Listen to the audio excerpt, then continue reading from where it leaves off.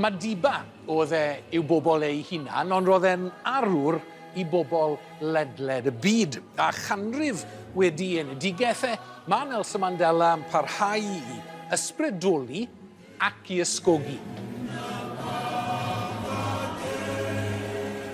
Fel person gwleidyddol, o'n i'n gwybod am Nelson Mandela nôl yn y 60au. Ac oedd Mandela yn eilyn I mi ar y pryd ni fel oedd Ho Chi Minh yn.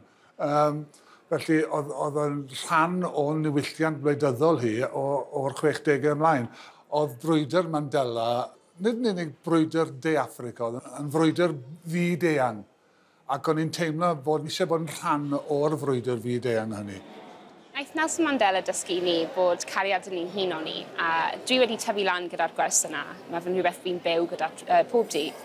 A fi'n falch iawn fy mod I wedi tyfu lan gyda mam oedd yn dysgu I ni bod ni yw'r genhedlaeth sydd angen I parhau I rhannu'r gwers yna, I rhannu'r gwerthoedd o cariad a cydraddoldeb.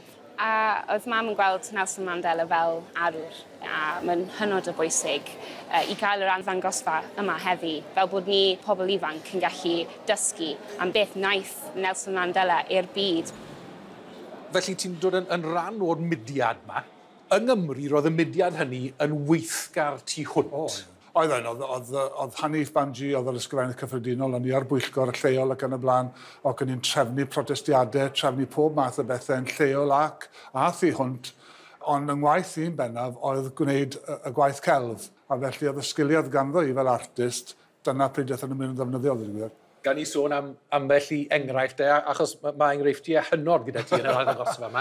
Wel, dwi wedi'n nghofio amdanyn nhw, nifer fawr ohonyn nhw, yn wedi y Baneri, mae yna faner lan ar y wal fanna, dwi wedi gweld y baner yna ers dros 10 mlynedd yr hugain. Felly mae wedi bod yn dipyn o sioc y bore mae I gerdded mewn I weld y baner yna. A hefyd, o'n i'n teimlo chydig bach o ddagreol I weld nhw. A nid Anthony oedd yr unig un chwaith. Mae cael eich hatgoffa o'r bywyd a'r frwydr a'r fuddugoliaeth yn brofiad heb os. Mae fe'n neud I fi yn emosiynol iawn. Dyn mor ysbrydoliaethol I fi gweld person di yn llwyddo fel na. Mae fe'n rhywbeth sydd yn neud I fi deimlo'n gryf. Chymod, I gallu cael yr esiampl yna. Mae'n anodd crynhoi bywyd a chyfraniad a dylanwad Nelson Mandela mewn un lle ac mewn un arddangosfa. Ond mae'r un ma yn gwneud jobyn arbennig o dda, mae'n rhaid dweud. Ac mae'r negeseuon yn rhai amlwg. Y wers fwyaf dwi wedi dysgu yw maddau.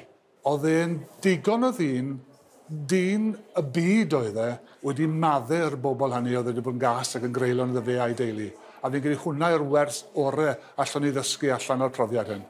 Mae fe'n fraint I fi, really, I fod yn ferch di yng Nghymru, I ceisio dilyn yr esiampl yna ac I ceisio rhannu trwy fy ngerddoriaeth I, chymod, just y stori anhygoel yna, sydd wedi helpu wneud fi pwy ydw I nawr.